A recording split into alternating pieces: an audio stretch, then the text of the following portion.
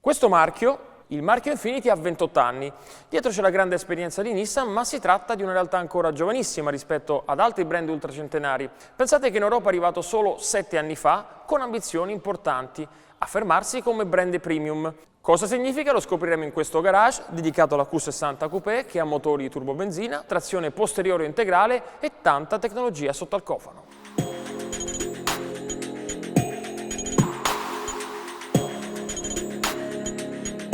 Se vi dico coupé, cosa vi viene in mente? Probabilmente uno di quei SUV col tetto che scende tanto dietro e che vanno molto di moda ultimamente. Per fortuna però le coupé qualcuno le fa ancora vere, mettendoci dentro anche tanta passione, tecnologia e design.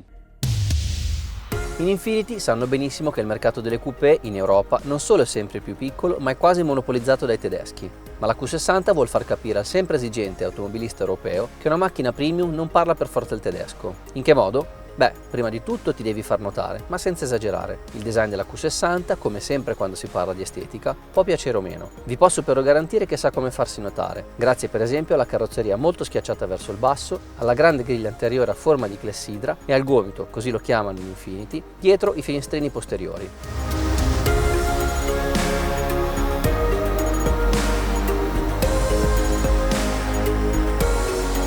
Chi si compra una coupé si aspetta di avere tra le mani una macchina divertente, magari non estremamente sportiva, ma che sappia trasmettere delle sensazioni speciali. Bene, la Q60 proprio tra le mani regala qualcosa di speciale. È lo sterzo attivo, cioè privo di collegamenti meccanici fra volante e ruote, se non di backup, nel caso cioè in cui qualcosa dovesse incepparsi. Eh sì, perché la Q60, in parole semplici, dove tutte le altre macchine hanno una colonna di sterzo, una cremagliera e un motorino di servoassistenza, è invece un sofisticatissimo sistema che rileva la rotazione del volante e la trasforma in input per degli attuatori, che vanno a muovere le ruote attraverso dei meccanismi. Un qualcosa di molto complesso appunto e che Giuliano vi spiegherà nel dettaglio. Quello che mi interessa trasmettervi è che questa macchina offre sensazioni di guida tutte sue, un po' strane per certi aspetti, soprattutto all'inizio, ma che poi in città creano una vera e propria dipendenza. Avete presente quando mettete le ruote sul pavé, sui binari o comunque su un pezzo di strada con tante sconnessioni? Cioè quando il volante tende a girare di qua e di là? Ecco, quella cosa non accade sulla Q60, proprio grazie allo sterzo attivo Infiniti, che è un po' come se funzionasse a senso unico. Gli input vanno cioè solo nella direzione dal volante alle ruote e non viceversa, per un comfort nuovo, che sa tanto di futuro. I'm looking for a place to hide. It seems we're crossing a line. Sentire la strada, avere un filo diretto con le ruote, soprattutto quelle davanti, è uno dei punti fermi di ogni appassionato della guida. E con la Q60, con questo sterzo, ci si deve abituare a un nuovo modo di guidare. Un modo più telecomandato in un certo senso, perché basta pochissimo angolo per inserire la macchina, ma ci si deve fidare, perché dalla strada non arrivano molte informazioni. Una fiducia che la coupé giapponese si merita in pieno, perché i limiti sono alti, i cambi di direzione non mettono in crisi la stabilità e l'elettronica non si può mai togliere del tutto. Non si può però dire che ci sia una vera intimità fra uomo e meccanica, magari quella arriverà con l'evoluzione di questo sistema. Del resto, anche il servosterzo elettrico ha fatto passi da gigante nel corso degli anni. Un vero e proprio telecomando, questa volta gestito dal cervellone elettronico della macchina, è quello che muove sterzo, acceleratore e freno quando si attiva il sistema ALC. Di auto che sterzano, accelerano e frenano autonomamente ce ne sono ormai tante, anche nei segmenti inferiori. Qui però siamo un passo in là, soprattutto nella gestione della direzionalità. Eh sì, perché se i sistemi della concorrenza richiamano all'ordine entro 20, massimo 30 secondi, quando il guidatore toglie le mani dal volante, il sistema ALC dell'Infiniti no, fa tutto lui e chi guida potrebbe per assurdo incrociare le braccia.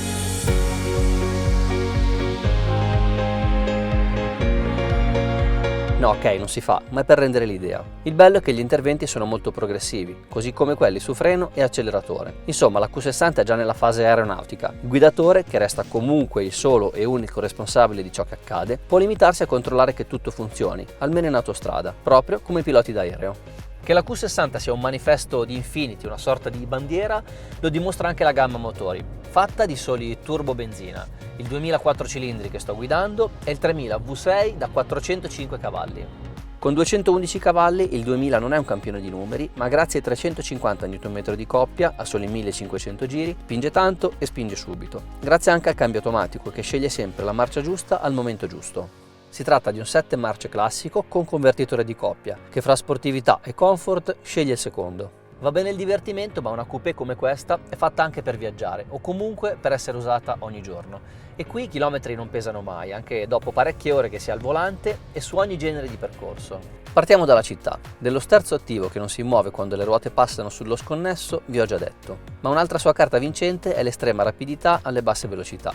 Il che significa fare svolte, inversioni e parcheggi con pochissimi movimenti delle braccia e delle mani. Per capirci, 2 giri da un estremo all'altro. Comodo. In autostrada invece viene fuori il vantaggio di una carrozzeria bassa e disegnata con attenzione per l'aerodinamica. Non c'è il minimo fruscio. Si sente leggermente di più, ma solo sugli asfalti drenanti, il rumore di rotolamento dei pneumatici. In generale, se la Q60 è molto silenziosa, è anche grazie al sistema attivo di riduzione dei rumori, che emette delle frequenze capaci di annullare le sonorità più fastidiose per l'orecchio.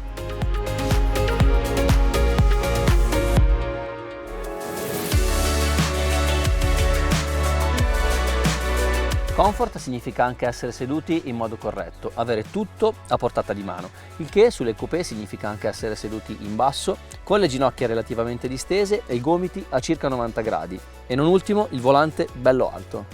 Da questo punto di vista la Q60 ha tutto al proprio posto. Ecco, magari avrei preferito che la selezione manuale sequenziale delle marce fosse più intuitiva. In pratica mi sarebbe piaciuto di più tirare la leva per salire e spingerla per scalare. Con l'Infiniti invece accade il contrario. Facilissimo da usare il sistema di infotainment, in particolare il touchscreen più basso, che nell'organizzazione dei menu e nella navigazione tra le funzioni ricorda davvero uno smartphone, più dello schermo del navigatore. Le macchine a 2 porte non sono fatte per questo, per trasportare degli adulti sui sedili dietro. Sappiate però che se dovesse capitarvi non si sta poi così male, almeno fino al 1,75 m d'altezza.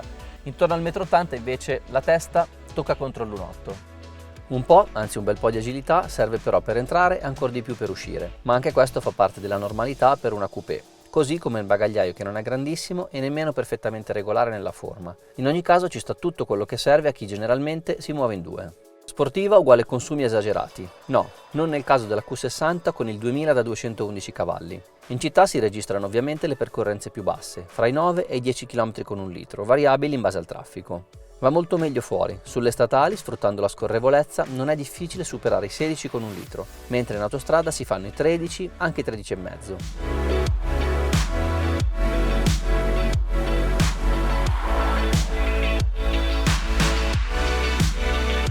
Guidare e vivere questa macchina è un'esperienza speciale, non di meglio o di peggio rispetto ai premium europei, ma di diverso. Una differenza che si sente prima di tutto tra le mani, grazie allo sterzo attivo, e vi assicuro che non è una differenza da poco. Molto diverso rispetto al solito è anche il design, dentro e fuori. Il tutto comunque con un livello di qualità percepita molto alto.